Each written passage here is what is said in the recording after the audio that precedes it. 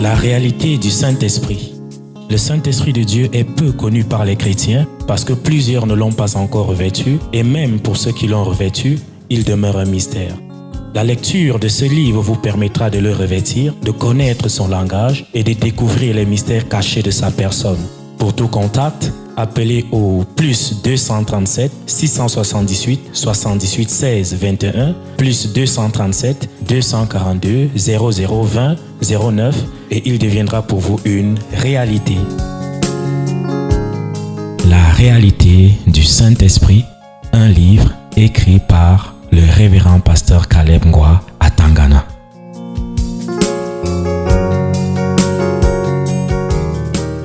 Quand j'ai commencé à dire ça, qui ne croyait pas, qui était confus dans sa tête, que le diable n'était pas là physiquement avec Jésus, mais que ça se passait dans sa tête. Qui était confus au début là? Hein? Maintenant là, vous êtes éclairés. Hein? C'est clair, non? On nous dit que l'Esprit Saint l'a conduit au désert pour être tenté par le diable. Mais vous voyez, la première phase, ça se passe là au désert. Mais la deuxième phase, on nous parle de la ville sainte. Jésus a commencé le jeûne au désert et a terminé ça là-bas au désert. La tentation s'est passée là-bas au désert. Ce n'était pas de lieu en lieu. Quittant le désert pour aller à Jérusalem, à la ville sainte et tout ça là. Non, ça se passait au niveau de ses pensées. C'est là-bas que le combat avait lieu. Et vous savez que tout ce que vous avez fait, soit de bien, soit de mauvais, a toujours traversé votre pensée. Vrai ou faux? C'est ça. C'est là qu'il y a le champ de bataille. C'est là qu'il y a le champ de bataille. Dans les pensées. Que ce soit en bien ou en mal, la bataille a commencé dans les pensées. Et écoutez la réponse de Jésus à deuxième tentative. Jésus lui dit, il est aussi écrit, tu ne tenteras point le Seigneur ton Dieu. Vous voyez, quand cette pensée-là a passé sa tête, quand je vais sortir d'ici là, il faut que j'aille à Jérusalem, je monte sur le haut du sommet, au sommet de la montagne et que je saute comme un Superman pour tomber à terre et prouver aux gens que je suis enfant de Dieu. Je suis le fils de Dieu.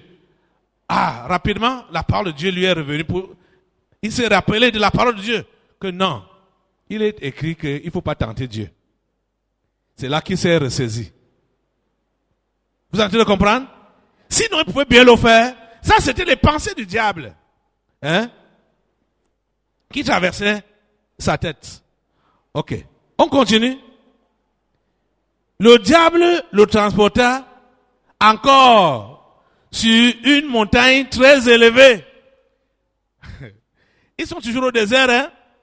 Sur une montagne très élevée. Lui montra tous les royaumes du monde et leur gloire.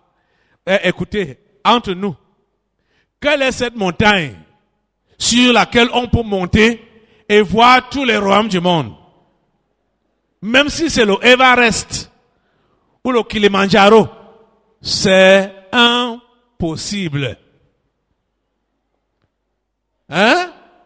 C'est impossible. Le sommet de la montagne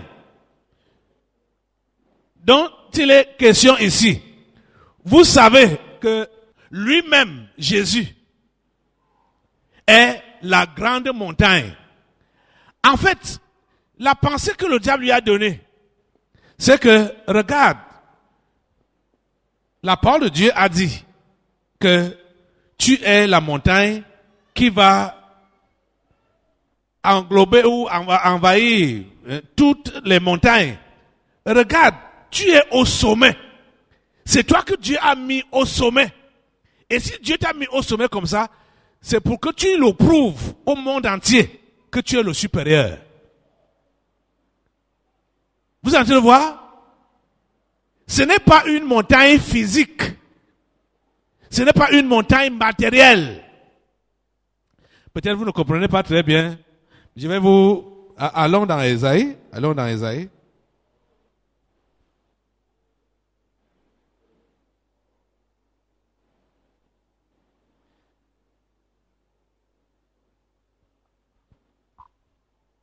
C'est bon que vous soyez convaincus par la parole. Vous vous rappelez, on en a même parlé ici. Si quelqu'un, on peut voir, ça commence dans, il y a d'abord Daniel, la vision que Daniel a expliquée. Ça commence par là. Allons d'abord là, dans Daniel.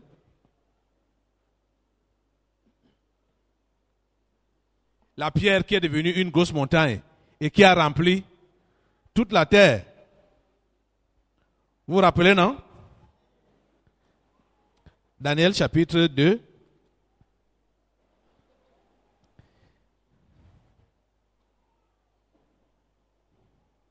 Daniel chapitre 2, le verset 35.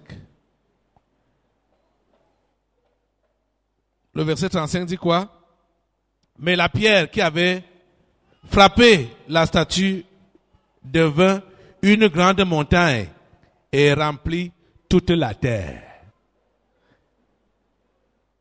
Vous avez compris ça? Et la pierre là était, et c'est qui? C'est Jésus.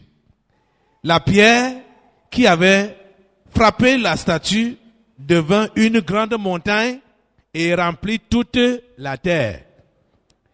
C'est ça, cette vision qui est passée dans la tête de Jésus.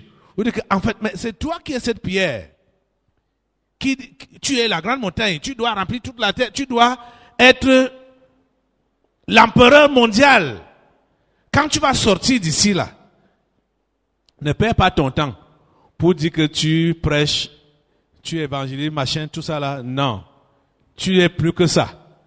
C'est toi qui es destiné à être l'empereur mondial. Tout ça là t'appartient. Le monde entier t'appartient. Le monde entier est pour toi. Toute la gloire qui s'y trouve, c'est pour toi. Vous comprenez? C'est la pensée que le diable avait suggéré à Jésus. Quand vous entendez qu'il a conduit sur une haute montagne, ce n'était pas une montagne physique. Il n'y a aucune montagne physique sur laquelle on peut se placer pour voir le monde entier, tous les royaumes du monde. C'est impossible. Vous comprenez ça? On repart dans Matthieu là. Qu'est-ce que Jésus a répondu?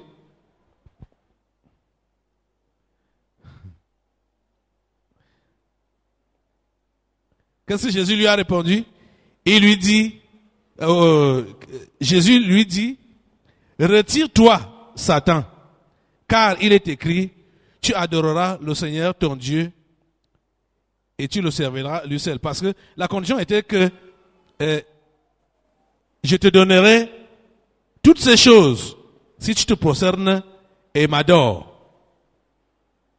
Vous voyez? Quand il lui a fait voir ça, ça veut dire quoi?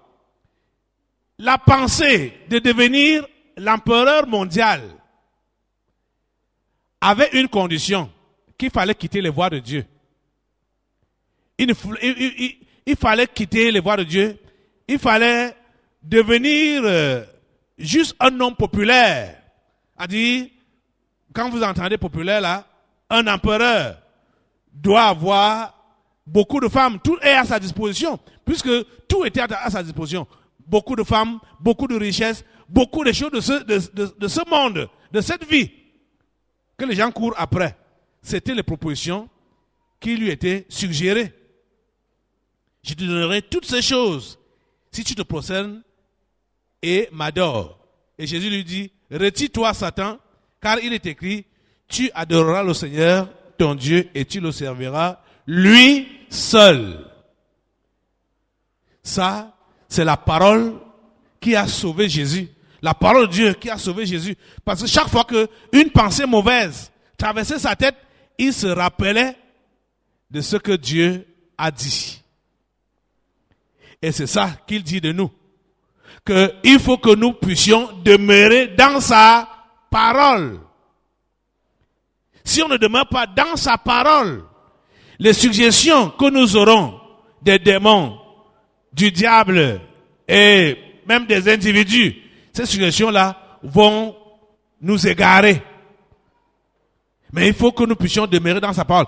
Il ne dit pas que les suggestions ne vont pas venir.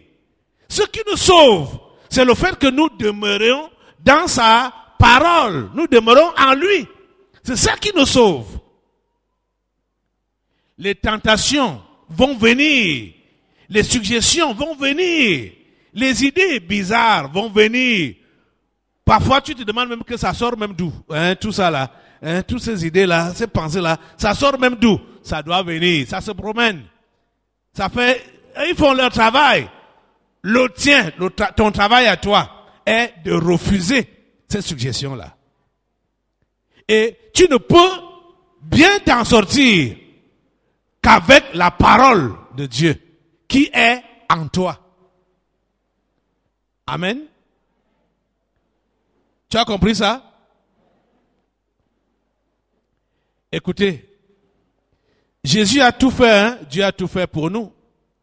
Mais nous avons un rôle important à jouer pour conserver ce que Dieu nous a donné. Pour réaliser ce qu'il a fait en nous.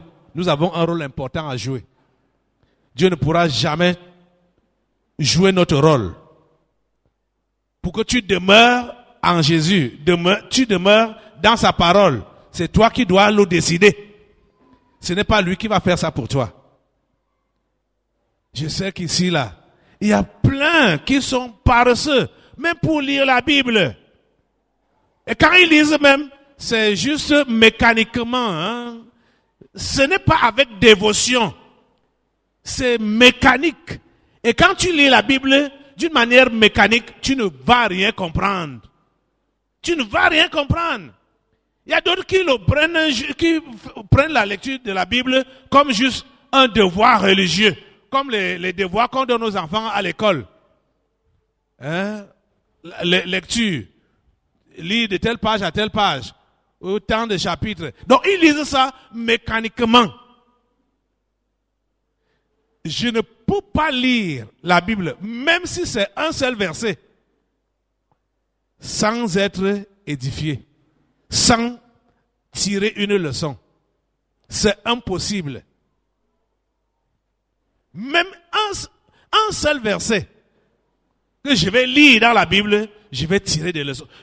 Ça pénètre en moi. Je comprends ce que Dieu a dit, ce qu'il m'enseigne. Là où il m'oriente, je comprends. Parce que je ne fais pas ça mécaniquement. Quand vous lisez mécaniquement, beaucoup d'entre vous là, vous avez déjà lu la Bible plusieurs fois. Vous lisez même ça constamment. Mais vous comprenez quoi? Vous comprenez quoi? C'est-à-dire, tout ce qui vous motive à lire, c'est le devoir de lire. Vous comprenez ce que j'ai dit? Ce qui vous motive à lire, c'est le devoir de lire. Pour dire que je dois lire la Bible. Je dois lire ma Bible. Tu la lis donc pour en tirer quoi? C'est le reste là qui n'existe pas. Et quand tu as fini de lire, là ta conscience est tranquille qu'aujourd'hui j'ai lu ma Bible. Tu as donc retenu quoi? Tu as reçu quelle instruction? Non, j'ai lu ma Bible, donc je suis en règle avec Dieu. J'ai prié et j'ai lu ma Bible. Je suis en règle avec Dieu. Vous voyez? C'est mécanique. Et c'est la raison pour laquelle plusieurs parmi vous, vous ne pouvez même pas la comprendre. La tentation de Jésus, qui n'a jamais lu ça? Vous avez déjà lu ça, non? Est-ce que vous comprenez comment ça s'est passé? Hein? Pourquoi vous ne comprenez pas comment ça s'est passé?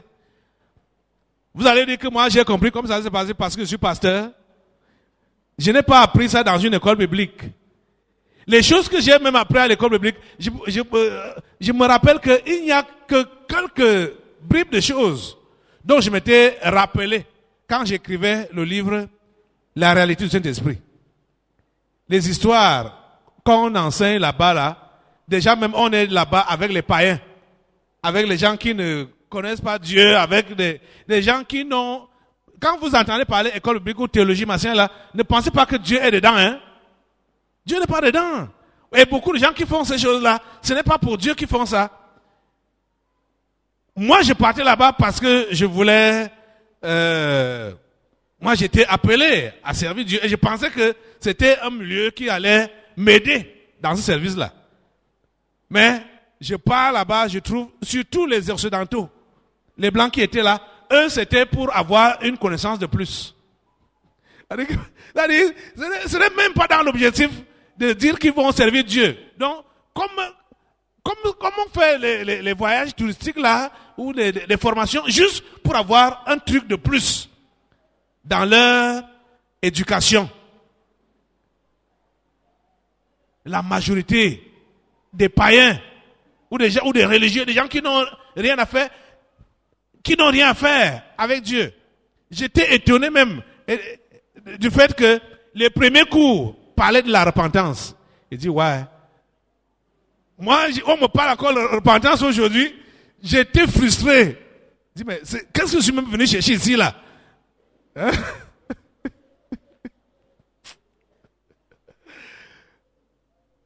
Comme je ne comprenais pas le phénomène, le système, et ils savaient que les gens qui viennent là, ils ne sont pas tous chrétiens. Donc, ils ont fait ça dans le but de pouvoir sauver ceux qui disent qu'ils veulent se former. Donc, le premier cours, c'est la repentance, la nouvelle naissance. Le premier cours. Et là, c'était quand même un peu différent, hein, mais il y a d'autres où vous n'allez même pas entendre ça. Hein. Vous n'allez même pas entendre ça, que nouvelle naissance, repentance, non. Et vous bombardez seulement avec les théories, la philosophie. Et on commence avec la philosophie. Parce que chez les catholiques, c'est d'abord la philosophie. Dans les petits et grands séminaires là, c'est d'abord la philosophie. Et quand on va aborder la Bible, c'est pour la lire dans l'esprit philosophique, en la critiquant. On ne prend pas ça, comme on dit généralement, parole de l'évangile. Non, c'est un livre qu'il faut analyser avec le cerveau humain. C'est comme ça qu'ils enseignent à leurs gens. C'est pourquoi vous allez voir que quand les prêtres disent qu'ils prêchent, ils lisent une portion de la Bible et commencent à raconter ces histoires qui n'ont pas de rapport avec ce qu'il a lu. Vous avez été catholique, non? C'est comme ça que ça se passait, non? Voilà. Ils lisent des versets bibliques juste parce que ça a déjà été organisé par Rome. Que tous les dimanches, dans toutes les églises catholiques, c'est ça qu'on doit lire. Mais lui, il a ses propres chats à fouetter dans sa paroisse. Donc quand il a lu le texte que Rome a donné, il raconte ces choses à lui, ici, là. Il n'y a rien à voir avec enseignement biblique et tout ça là. Ce n'est pas son affaire là-bas. Toi donc qui es chrétien, tu lis la Bible pour quelle intention? Pour remplir le devoir de j'ai lu la Bible, j'ai lu ma Bible aujourd'hui, pour avoir ta conscience tranquille, que si un jour le pasteur en prêchant passe à côté du fait que vous ne lisez pas votre Bible, toi tu puisses quand même te consoler que moi je lis quand même ma Bible. Hein? Moi je la lis tous les jours. Et ça te donne quoi? Ça te donne quoi? Jésus dit que nous devons demeurer dans sa parole. Demeurer dans sa parole. Ces paroles doivent demeurer en nous.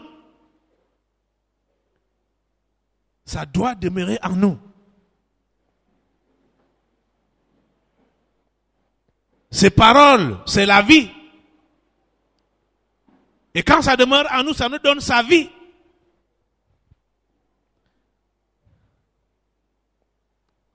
Quelqu'un est édifié ce matin? Quelqu'un est édifié ce matin? Il ne faut pas que ça reste seulement au niveau de ta tête. Que, voilà une nouvelle révélation, une nouvelle découverte. Non, ce n'est pas ça. Ce n'est pas pour ça que je suis en train de vous enseigner. Je veux que ce que tu as comme révélation là, tu comprennes que c'est ça qui a sauvé Jésus.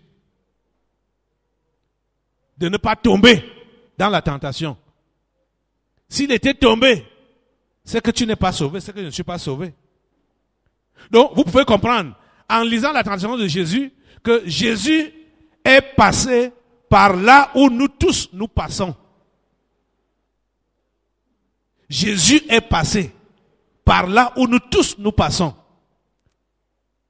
Donc, la gloire, les honneurs, le pouvoir, l'orgueil, l'élévation personnelle, Jésus est passé par là. Ces tentations nous montrent ce qui passait dans la tête de Jésus avant de commencer à prêcher. Avant d'entamer le travail pour lequel Dieu l'avait envoyé sur la terre. Jésus est passé par toutes ces épreuves au niveau de sa pensée. Mais il a rejeté tout ça en bloc et a dit, je vais faire la volonté de Dieu sur la terre. Jésus était un humain 100%. Jésus était Dieu 100%. Le côté humain, c'est ça que nous devons regarder, le côté humain de Jésus, que nous devons regarder pour comprendre que s'il a réussi à surmonter les épreuves et les tentations, nous pouvons aussi réussir à surmonter les épreuves et les tentations. Il nous sert de modèle. Donc on n'a pas besoin de dire que lui, il était Dieu. Donc nous sommes des humains. Et c'est pourquoi, en enseignant dans Jean 15 là, il dit que la vie que les branches ont, ou ce qu'on a lu dans Romains 11, 16, la vie que les branches ont, c'est la vie que la racine donne. Ce n'est pas une vie différente. La vie que les branches ont, c'est la vie que la racine donne. Et c'est lui qui est la racine, c'est lui qui est la tige. Nous sommes les branches. Nous devons avoir la même vie que lui. Quelqu'un a compris ça? Quelqu'un a compris ça? Donc tu n'as pas besoin de te donner des excuses. Regarde,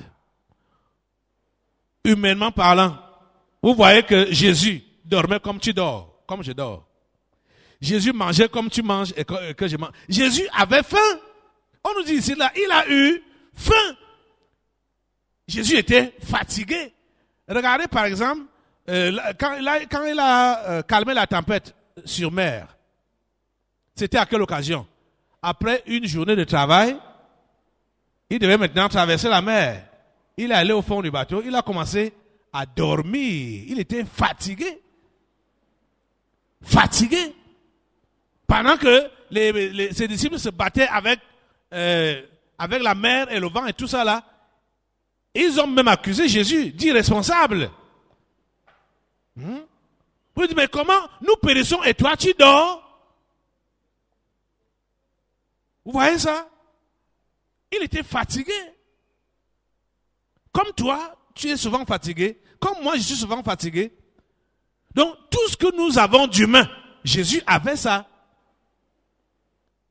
Si nous comprenons ça, que Jésus a eu à passer là où nous passons, ça doit nous encourager à l'imiter, à faire comme lui. Et c'est son encouragement. Il nous encourage toujours à faire comme lui. Ne pense pas que tu ne peux pas faire comme Jésus. Il t'encourage à faire comme lui. Il t'encourage à l'imiter. Tu comprends ça? Donc, tu seras confronté aux tentations. Tu seras confronté aux pensées négatives. Tu seras confronté. Donc, c'est ça que vous appelez diable. Tu seras confronté. Les gens pensent que quand on parle de diable, il faut rencontrer les gros démons avec les poils noirs comme ça là sur le passage. Ce n'est pas ça. Le diable là, c'est ça qui passe dans tes pensées là.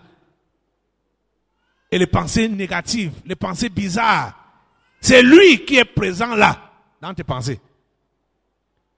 La vision que tu aimerais avoir de lui, là, voir un gros démon, un velu, géant, tout ça là. Si tu vois même ça là, tu vas faire comment? Tu vas fuir seulement, non? Et pourquoi tu vas fuir? Parce que la parole de Jésus ne demeure pas en toi. Parce que si sa parole demeure en toi, tu n'as pas besoin de craindre. Il dit ne crains pas, ne t'effraie point, ne tremble pas, ne panique pas. Le chrétien n'a pas besoin de paniquer devant n'importe quelle situation. Tu n'as pas besoin de paniquer. Parce que le Dieu en qui tu crois n'a jamais perdu le contrôle. Tu comprends ça? Tout ce qui peut se passer sur cette terre, Dieu, le grand Dieu, est au contrôle. Même si ça a l'air c'est-à-dire désespérant, n'importe comment, tu sens déjà que maintenant, ici, là, je suis déjà fini, tu sens déjà ici, là, ce n'est plus possible, non. Le Dieu qui a créé le ciel et la terre ne perd jamais le contrôle. Tu dois continuer à lui faire confiance jusqu'au bout. C'est cette situation qui te menace là, que tu vas voir comment elle change. Parce que Dieu ne perd pas de contrôle. Tu comprends, non? Ce qui nous dérange le plus, c'est parce que nous voulons à tout prix que Dieu fasse notre volonté. C'est ça qui dérange les enfants de Dieu. Ils croient que comme ils sont déjà devenus enfants de Dieu, ils peuvent le télécommander, même à distance. Comme la télé là-bas, là. Ping, ping, tu changes la chaîne. Ping, ping, ping, ping, ping, ping, ping. Dieu n'est pas comme ça. Hein? Dieu ne marche pas à notre gré. Il ne fait pas notre volonté. Mais c'est sa volonté qui s'accomplit dans nos vies. Ce n'est pas notre volonté qu'il fait. Tu comprends ça? Et nous voyons à la fin de cette tentation que, on nous dit au verset 11 que alors le diable le laissa. Et voici, des anges vinrent auprès de Jésus et le servaient. Quand Jésus a été ferme, a repoussé toutes ses pensées négatives, il a été délivré de ces pensées-là. Il a été délivré dans ce sens-là. Et c'était la délivrance totale et finale de Jésus. Tu peux connaître cette expérience. Vous voyez que après cette expérience, comme Jésus a été ferme, décisif, pendant tout son ministère, il ne s'effrayait pas, quand bien même on dit qu'on veut le lapider, on veut l'arrêter, on veut le tuer. Il savait que son heure n'est pas encore arrivée. Il était confiant. Il savait que les choses vont se passer dans sa vie comme Dieu l'a prévu. Quand tu as vaincu les pensées négatives qui voulaient que tu sois quelqu'un pour montrer à tes gens que ton Dieu n'est pas mort. Quand ces pensées-là partent de ta vie, parce que voilà ce qui vous dérange. Vous voulez que les gens sachent que votre Dieu vit. Il n'est pas mort. Donc, que votre condition matérielle, sociale change. Et comme vous êtes dans cette logique-là, vous voyez que c'est le diable, c'est les pensées du diable que vous êtes en train d'entretenir. Vous allez donc mener une vie chrétienne de misère des années et des années. Et vous ne pourrez jamais accomplir la mission pour laquelle Dieu vous a créé et vous a sauvé. Parce que vous laissez toujours ces pensées-là pendant dans votre tête. Tant que votre condition n'a pas encore changé, Dieu n'a pas encore fait le miracle dans votre vie. Donc vous êtes donc empêché ou ralenti de pouvoir faire ce que vous êtes appelés à faire pour son nom. Mais Jésus, dès que lui il a traversé cette étape-là, des pensées négatives, une fois pour toutes, regarde, la première pensée qui est venue chez Jésus, c'était quoi? Le pain quotidien. Le pain quotidien. Je vais manger quoi? Je vais vivre comment? Comment je vais joindre les deux bouts? Si je suis donc enfant de Dieu, dès que j'ai faim, je dois seulement commander aux pierres de devenir des pains. Voilà la pensée qui lui est passée dans la tête. Et beaucoup parmi vous, vous êtes encore à ce niveau-là, parce que la pensée de je vais faire comment? Mon pain quotidien, c'est ça qui te tourmente. C'est ça qui te tourmente. Et la pensée est toujours là. Mais pourtant, tu es enfant de Dieu. Pourquoi tu souffres comme ça? Pourtant, tu es enfant de Dieu. Pourquoi ça t'arrive? Pourtant, tu es enfant de Dieu. Vous êtes en train de comprendre ça? C'est la première pensée que Jésus a aussi eue. La pensée du pain quotidien. Et je sais que la plupart parmi vous là, vous avez cette pensée-là dans votre tête. Si vous n'avez même pas encore évolué aujourd'hui dans les choses de Dieu, c'est parce que cette pensée du pain quotidien vous harcèle. Vous harcèle. Vous n'en êtes pas encore délivré. Vous n'êtes pas délivré de ça. Vous devez donc comprendre aujourd'hui que l'homme ne vit pas de pain seulement, mais de toute parole qui sort de la bouche de Dieu. Si cette parole de l'Écriture descend dans ton esprit, tu ne vas plus te soucier du pain quotidien. Tu as compris ça? Tu ne vas plus te soucier du pain quotidien. La deuxième pensée qui est venue dans sa tête était quoi? Le diable le transporta dans la ville sainte, le plaça sur le haut du temple et lui dit, si tu es fils de Dieu, jette-toi en bas, car il est écrit. Donc, la pensée de je ne suis pas n'importe qui, la pensée de gloire, d'élévation personnelle, là, monte sur le temple, fais le Superman, saute là, plane, bah, qu'on voit que c'est toi, l'enfant de Dieu, l'élu de Dieu. C'est pourquoi je vous avais dit de ne plus chanter ce chant ici. Qui dit, on chante ça là-bas, dehors. Yahweh, Dieu des miracles. Ça part encore comme ça? Comment? Étends ta main sur ton peuple, que les païens voient tes miracles et qu'ils croient à ton saint nom. Ce n'est pas vrai. Ce n'est pas vrai.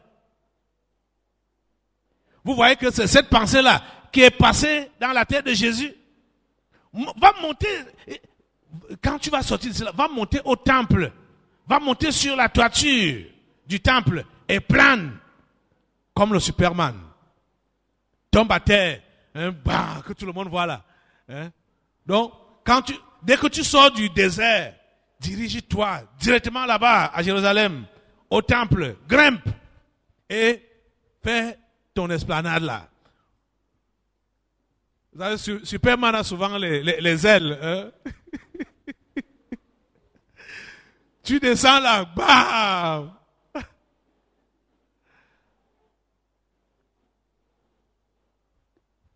Qui parmi vous n'a jamais eu l'idée de se faire remarquer?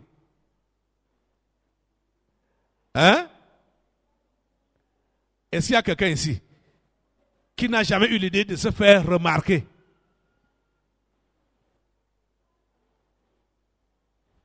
Tout le monde veut se faire remarquer. L'idée là est passée dans la tête de Jésus. Qu'il faut que je me fasse remarquer. Il faut qu'on me voie. Il faut qu'on sache que je suis là. Il faut qu'on sache que j'existe. Alors, quand tu vis le rejet, et quand personne ne se soucie de toi, personne ne sait même que tu existes, que tu es là. Ça te fait comment? Ça te frustre.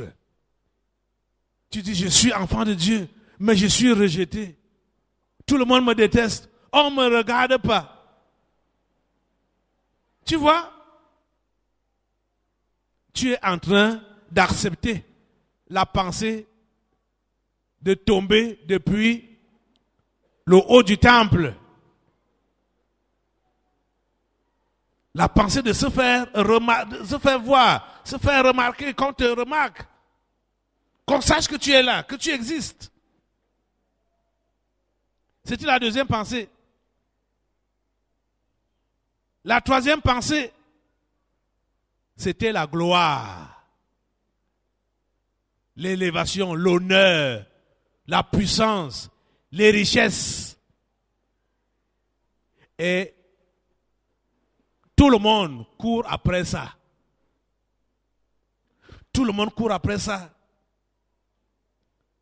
Le diable le transportait encore sur une montagne très élevée. Et lui montra tous les royaumes du monde et leur gloire. Et lui dit, je te donnerai toutes ces choses si tu te prosternes et m'adores. Voilà les idées majeures qui passent toujours dans les têtes des individus. Si tu es chrétien et tu n'as pas encore réglé avec ces trois idées, ces trois pensées majeures, ça veut dire quoi? Tu n'es pas encore greffé sur Jésus, sur le vrai cep. Parce que dès que tu te greffes, il y a une séparation. Donc, dès que ces idées-là ne sont plus là en toi, ces trois idées majeures ne sont plus là en toi, écoute, les esprits familiers ne peuvent plus t'avoir. Parce qu'on nous dit clairement ici que dès que Jésus a répondu pour la troisième fois, le verset, on nous dit que alors le diable le laissa.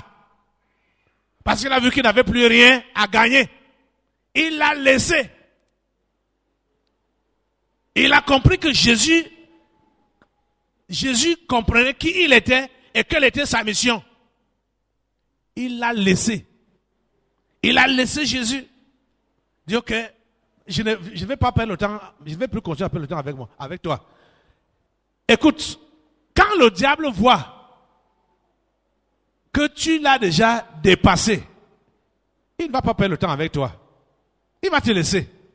Parce qu'il faut qu'il aille chercher ce qu'il peut avoir, ce qu'il peut rattraper. Tu comprends, non? Les autres épreuves que tu auras après, ça ne pourra plus être de l'envergure de ce qui a commencé là. Parce que après cet événement, quand Jésus a commencé l'évangélisation, le travail, il était toujours éprouvé. Mais c'était des choses de moindre importance. Parce que ce qui était très important, ce qui pouvait l'ébranler, c'est les idées du départ. Les mauvaises idées du départ, là, quand il était en train de jeûner. C'est ça qui pouvait l'ébranler. Donc le reste, les attaques, avec les pierres, avec les injures, avec ceci, avec cela, avec les menaces de mort, ça ne lui disait rien. Il savait qu'il doit faire son temps, faire son travail et accomplir la volonté de Dieu. Tu comprends, non? Si tu es encore indécis, tu es encore incertain de ce que tu es appelé à faire ou de ce que tu fais pour Dieu, c'est parce que tu n'as pas encore fait cette démarcation où tu dis à Satan que je connais d'où je sors, je sais où je vais, je connais ma mission. Donc, ces propositions-là, ça ne me dit rien. Va loin avec ça. Retire-toi. Ce n'est pas pour ça que Dieu m'a sauvé. Ce n'est pas pour ça que Dieu m'a créé. J'ai une mission.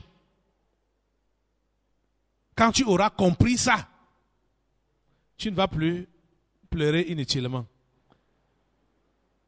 Je vous l'avais déjà dit que les larmes des chrétiens ne doivent pas être les larmes de douleur, de misère.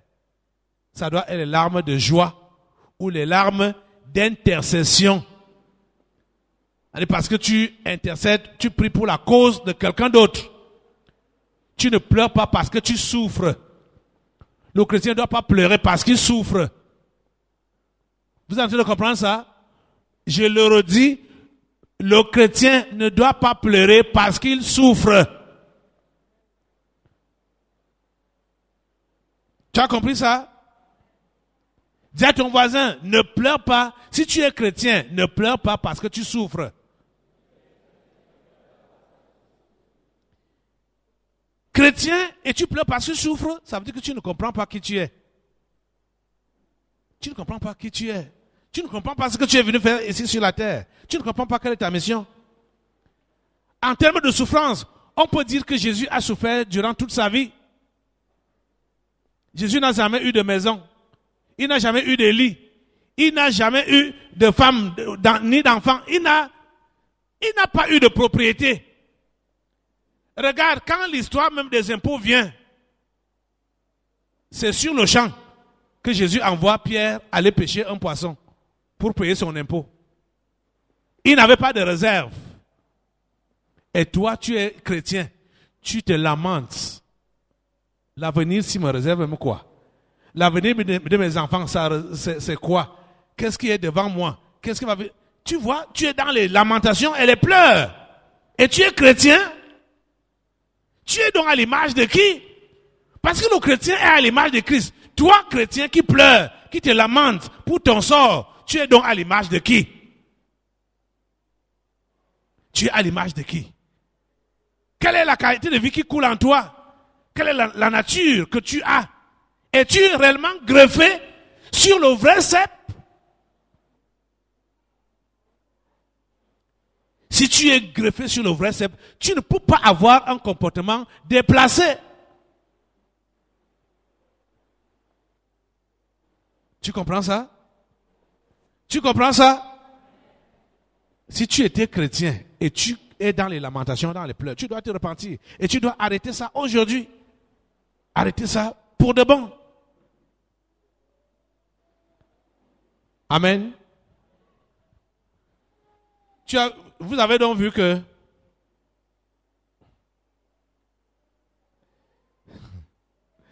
oh Seigneur, merci pour ton Saint-Esprit. Vous avez vu donc que Jésus nous sert de modèle ici. En ce qui concerne la délivrance des esprits familiers et de la sorcellerie. Il a montré par cette tentation, en surmontant cette tentation, que les esprits de sa famille ne pouvaient pas le rattraper. Rappelez-vous de son background sur terre. Jésus était issu d'une famille très pauvre. Et toutes ces suggestions du diable étaient pour que, comme vous dites souvent, relever sa famille. Vous êtes en train d'entendre ça? Le diable lui disait que, regarde, ta famille souffre. Quand toi-même tu es né, souviens-toi que c'est parmi les chèvres qu'on t'a accouché. Parmi les moutons qu'on t'a accouché. Toi maintenant, comme tu vas devenir un grand prédicateur là, il faudrait que tu relèves ta famille. Que tu deviennes un empereur mondial. Tu as des capacités, tu as une étoile que tu dois exploiter au maximum. Relève ta famille. C'est ça que le diable lui proposait. C'est ça que ses pensées étaient en train de lui dire. Vous êtes en train de comprendre ça? Mais dès que Jésus a rejeté toutes ces pensées-là, on nous dit que le diable le laissa. Donc, les esprits familiers se sont retirés. Vous allez voir après que ils ont essayé de se manifester encore au travers de Marie et de ses frères. Parce que Jésus est en train de prêcher dans une maison Marie et ses frères viennent là, tumultueusement, pour dire, c'est l'aîné de notre famille là. Hein? Marie dit que c'est mon fils aîné. Je ne sais pas ce qu'il est devenu. Il a laissé le métier qu'il apprenait auprès de son père pour dire qu'il prêche. Faites-le venir, dis-lui que je suis ici avec ses petits frères. Jésus n'est même pas sorti. Vous comprenez, non? Jésus n'est même pas sorti. Donc, vous voyez qu'il a été bousculé par sa famille naturelle, charnelle. Mais comme lui, il avait déjà réglé l'histoire là, auparavant, dans le désert, comme vous voyez là, ça ne pouvait pas l'affecter. Quand on lui a dit, ton frère et ta mère et tes frères te cherchent, il a dit, qui est ma mère? Qui sont mes frères? Ce sont ceux-là qui écoutent la parole de Dieu et la mettent en pratique. Il n'est même pas sorti pour aller regarder Marie et ses frères. Vous voyez? Donc, si tu n'as pas encore réglé l'histoire de ces esprits familiers au niveau, à la racine, au niveau de tes pensées là, tu les chasses et tu appliques la parole de Dieu. Quand les pressions extérieures vont venir au niveau de ta famille, ils vont venir physiquement, tu vois que tu vas céder. Parce que tu n'as pas d'abord réglé ça spirituellement à l'avance. Et vous savez que beaucoup ont bien démarré, mais après ils ont été rattrapés par leur famille. Vous voulez être rattrapé? Vous voulez être rattrapé? Vous avez compris que vous devez faire quoi aujourd'hui? Hein? Vous devez demeurer dans sa parole. Vous devez demeurer dans sa parole. Je sais, sans l'ombre d'un doute, que plusieurs sont dans l'état ou dans l'étape que Jésus a passée avant de commencer son ministère. Beaucoup sont dans cette étape à l'heure actuelle. Vous n'êtes pas au désert physique, comme Jésus était dans un désert physique. Mais vous-même, vous savez que vous êtes dans un désert spirituel. Parce que rien ne donne autour de vous, puisque vous êtes dans des pensées qui traversent votre tête là négativement, et vous bagarrez avec ces pensées, et vous n'avez pas encore décidé ce qu'il faut faire. Ça rend votre vie chrétienne stérile. Et beaucoup sont sur le point de céder même aux suggestions de ces pensées-là.